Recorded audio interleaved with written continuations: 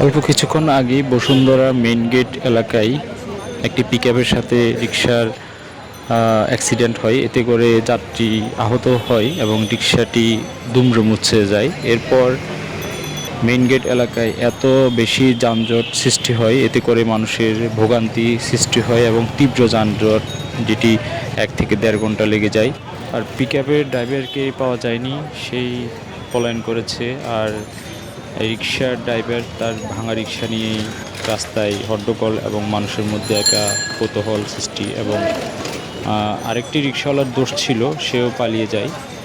এতে করে তীব্র যানজটের সৃষ্টি হয় এবং সাধারণ মানুষের ভোগান্তি সৃষ্টি হয় এবং মানুষের অনেক ভোগান্তি সাধারণ মানুষের। আপনারা দেখতে পাচ্ছেন যে পরিমাণ মানুষ এখানে ভিড় করছে, রাস্তায় কোনো গাড়ি যান চলাচল করতে পারছে না। দেখতে পাচ্ছেন যে অবস্থা রাস্তার।